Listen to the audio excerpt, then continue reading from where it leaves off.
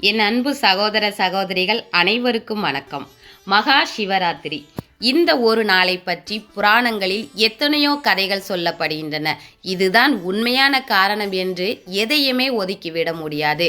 ஆண்டுக்கு 12 சிவராத்திரிகள் வந்தாலும் இந்த மாசி மாதம் வரும் மகா சிவராத்திரிக்கு மட்டும் ஏன் இவ்வளவு மகத்துவம் தெரியுமா? ஏனென்றால் இது சிவபெருமான் ஜோதி பிளம்பாக நின்ற இரவு.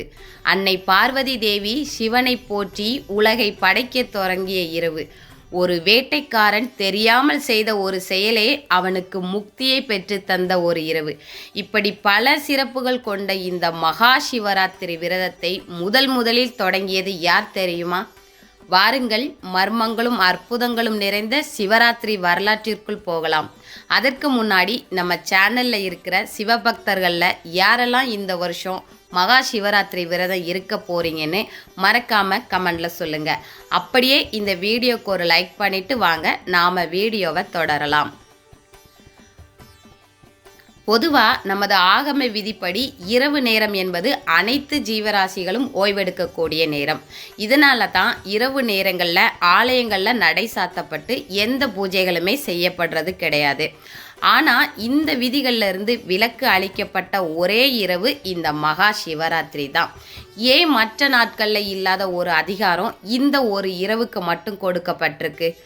ஏன் அன்னைக்கு மட்டும் ஆலயங்கள் இரவு முழுவதும் திறந்திருக்கிறது? இதற்கான விடையையும் இந்த இரவில் ஒளிந்திருக்கக்கூடிய அந்த பிரமிப்பு ஊட்டும் ரகசியங்களையும் தான் இந்த வீடியோவில் நாம் பார்க்க போகிறோம். மகா சிவராத்திரி தோன்றியதற்கு மிக முக்கியமான கதையே லிங்கோத்பவர் கதை தான். ஒருமுறை பிரம்மாவிற்கும் விஷ்ணுவிற்கும் இடையே யார் பெரியவர் என்ற போட்டி வந்தபோது அவர்களுக்கு இடையே ஒரு மாபெரும் ஜோதி பிளம்பாக சிவபெருமான் தோன்றினார். என் அடியையும் முடியையும் காண்பவரே பெரியவர் என்றார் சிவன். விஷ்ணு வராகமாக மாறி பூமிக்கு அடியிலும், பிரம்மா அன்னமாக மாறி வானத்திலும் தேடினார்கள். இருவராலுமே கண்டுபிடிக்க முடியவில்லை. சிவபெருமான் அக்னி தூணாக நின்ற அந்த இரவுதான் மகா சிவராத்திரி. சிவனின் முடியை தேடி அன்னப்பறவை வடிவில் மேலே சென்ற பிரம்மதேவரால் எவ்வளவு தூரம் சென்றும் முடியை காண முடியவில்லை. அப்போது சிவனின் தலையிலிருந்து ஒரு தாளம்பூ கீழே இறங்கி வந்து கொண்டிருந்தது. பிரம்மா அந்த தாளம்பூவை வழிமறித்து, நீ எங்கிருந்து வருகிறாய் என்று கேட்டார். அதற்கு தாளம்பூவோ, நான் சிவனின் தலையிலிருந்து விழுந்து பல யுகங்களாக கீழே வந்து கொண்டிருக்கிறேன் என்று கூறியது. உடனே பிரம்மா ஒரு திட்டம் தீட்டினார். தாளம்பூவிடம், நான் சிவனின் முடியை பார்த்தேன் என்று விஷ்ணுவிடம் பொய் சாட்சி சொல் என்று கேட்டார். தாளம்பூவும் அதற்கு சம்மதித்தது. இருவரும் கீழே வந்தனர். விஷ்ணு தன் தோல்வியை ஒப்புக்கொண்டார். ஆனால் பிரம்மாவோ, நான் முடியை கண்டுவிட்டேன், அதற்கு இந்த தாளம்பூவே சாட்சி என்றார். தாளம்பூவும் பொய் சாட்சி சொன்னது. எல்லாம் அறிந்த சிவபெருமான் கோபமடைந்து அக்னி பிளம்பிலிருந்து வெளிப்பட்டார். பொய் சொன்னதற்காக அவர் 2 சாபங்களை அளித்தார். பொய் சொன்ன பிரம்மாவுக்கு பூமியில் தனியாக கோயில்கள் இருக்காது என்று, அதே போல தாளம்பூவுக்கும் இனி என் பூஜைகளில் உனக்கு இடமில்லை என்று சாபமிட்டார். இதனால்தான் மற்ற மலர்களைப் போல சிவபூஜையில் தாளம்பூவை சேர்ப்பதில்லை. ஆனால் மகா சிவராத்திரி அன்று மட்டும் ஒரு குறிப்பிட்ட நேரத்தில் தாளம்பூவை சூட்ட அனுமதி உண்டு என்றும் சொல்லப்படுகிறது. பிரம்மா செய்த சிறு தவறுக்காக தாளம்பூ சாட்சி சொல்லி இன்று வரை சிவபெருமானின் வழிபாட்டில் இருந்து அது ஒதுக்கி வைக்கப்பட்டுள்ளது. சிவனிடம் எதை மறைத்தாலும் உண்மையை மறைக்க முடியாது என்பதற்கு இதுவே சாட்சி. இரண்டாவது, புராணங்களின்படி பிரளய காலத்தில் உலகம் இருளில் மூழ்கி இருந்தபோது மீண்டும் உயிர்கள் ஜனிக்க வேண்டும் என்பதற்காக அன்னை பார்வதி விழித்திருந்து சிவனை பூஜித்தார். அப்போதுதான் சிவபெருமான் இந்த இரவை மகா சிவராத்திரி என்று அறிவித்தார். எனவே இந்த விரத முறையை வகுத்து கொடுத்தவர் மற்றும் சிவனிடம் இருந்து நமக்காக வரம் பெற்று தந்தவர் அன்னை பார்வதி தேவிதான். அன்னை பார்வதி தொடங்கி வைத்த அந்த பூஜையை பின்னாளில் வந்த தேவர்களும் மகரிஷிகளும் பின்பற்றும் போது ஒவ்வொரு காலகட்டத்திற்கு ஒரு அதிதேவதையை நியமித்தார்கள். முதல் ஜாமம் மாலை 6 மணியிலிருந்து இரவு 9 மணி. படைக்கும் கடவுளான பிரம்மா தன் படைப்பு தொழில் சிறப்பாக நடக்க சிவனை வழிபட்ட காலம்தான் இது. இந்த காலத்தில் சிவனுக்கு சந்தன காப்பு வழிபாடு செய்தால் நம் கடந்த கால பாவங்கள் அனைத்தும் நீங்கும். 2ஆம் ஜாமம் இரவு 9 மணியிலிருந்து நள்ளிரவு 12 மணி வரை. காக்கும் கடவுளான மகாவிஷ்ணு உலகை காக்கும் சக்தி பெற சிவனை வழிபட்ட காலம். சிவபெருமானுக்கு பன்னீர் அபிஷேகம் செய்து துளசி இலைகளால், அதாவது சிவராத்திரி அன்று மட்டும் சிவனுக்கு துளசி ஏற்புடையது என்பார்கள், அல்லது வில்வத்தால் அர்ச்சனை செய்ய வேண்டும். இதனால் செல்வ செழிப்பு உண்டாகும். 3ஆம் ஜாமம் நள்ளிரவு 12 மணி முதல் அதிகாலை 3 மணி வரை. இதுதான் மிக முக்கியமானது. அன்னை பார்வதி தேவி சிவபெருமானின் இடப்பாகத்தை பெறுவதற்காகவும் லிங்கோத்பவர் தோன்றிய அந்த நள்ளிரவு நேரத்திலும் சிவனை வழிபட்ட காலம். இதுதான் சிவராத்திரியின் மையம். இந்த 3ஆம் ஜாமத்தில்தான் ஒரு விசேஷமான நிகழ்வு நடக்கிறது. ஆண்டு முழுவதும் சிவபூஜையில் விளக்கப்பட்ட தாளம்பூ இந்த நள்ளிரவு நேரத்தில் லிங்கோத்பவர் வழிபாட்டின் போது மட்டும் சிவபெருமானுக்கு சூட்டப்படுகிறது.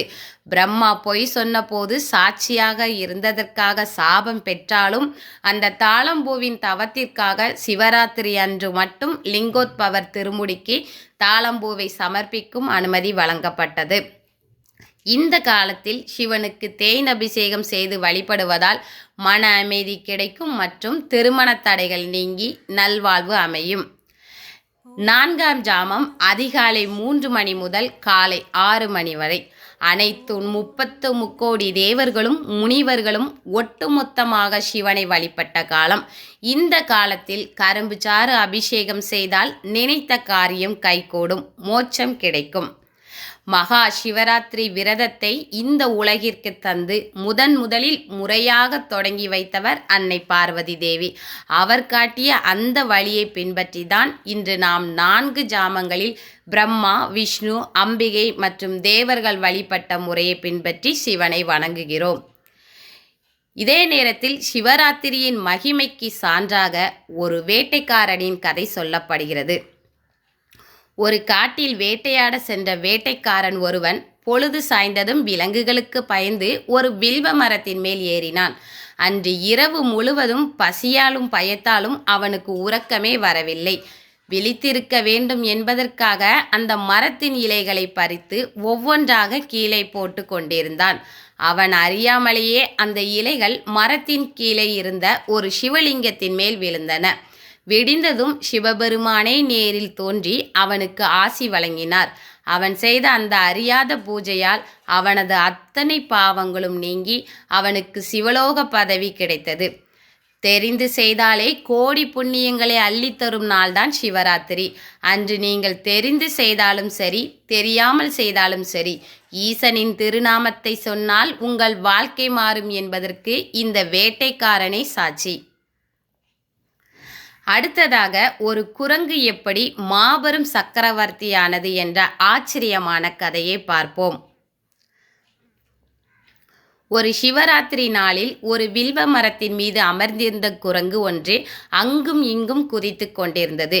அதன் வேகமான அசைவுகளால் மரத்தின் கிளைகள் உலுக்கப்பட்டு வில்வ இலைகள் மொத்தமாக சிதறி கீழே இருந்த ஒரு சிவலிங்கத்தின் மீது விழுந்தன. அந்த குரங்கு பசியால் அன்று முழுவதும் எதையுமே உண்ணவில்லை. விளையாட்டாக குதித்ததால் உறங்கவும் இல்லை. அறியாமலேயே அது உண்ணா நோன்பு, விழித்திருத்தல் மற்றும் வில்வ அர்ச்சனை ஆகிய 3ஐயும் ஒரு சிவராத்திரி நாளில் செய்து முடித்தது. இந்த சிறு புண்ணியத்தால் அந்த குரங்கு அடுத்த பிறவியில் முசுகுந்த சக்கரவர்த்தி என்னும் மகா மன்னனாக பிறந்தது. பின்னாளில் இவர்தான் இந்திரனிடமிருந்து தியாகராஜர் சிலைகளை பெற்று வந்து திருவாரூர் உள்ளிட்ட சப்தவிடங்க தலங்களை நிர்மாணித்தார். ஒரு சாதாரண விலங்கிற்கே சிவராத்திரி இவ்வளவு பெரிய அந்தஸ்தை கொடுத்தது என்றால் மனிதர்களாகிய நமக்கு அது எவ்வளவு நன்மைகளை தரும் என்று சிந்தித்து பாருங்கள். உலகத்தில் எவ்வளவோ மலர்கள் இருக்க சிவபெருமானுக்கு ஏன் வில்வ இலையை இவ்வளவு பிடிக்கும் தெரியுமா? அதற்கு பின்னால் 3 ரகசியங்கள் இருக்கிறது. புராணங்களின்படி வில்வ மரம் மகாலட்சுமியின் தவத்தால் உருவானது. மகாலட்சுமி சிவபெருமானை நோக்கி தவம் செய்த போது அவரது கைகளில் இருந்து உருவானதே வில்வ மரம் என்று ஸ்ரீ சுக்தம் கூறுகிறது. எனவே வில்வ மரத்தில் மகாலட்சுமி வாசம் செய்கிறார். வில்வத்தால் சிவனை பூஜித்தால் சிவனின் அருளோடு சேர்த்து மகாலட்சுமியின் செல்வமும் நமக்கு கிடைக்கும். வில்வ இலை எப்போதும் 3 இதழ்கள் ஒன்றாக இணைந்தே இருக்கும். இதற்கு 3 விதமான ஆழமான அர்த்தங்கள் உண்டு. இது சிவபெருமானின் 3 கண்களை குறிக்கிறது.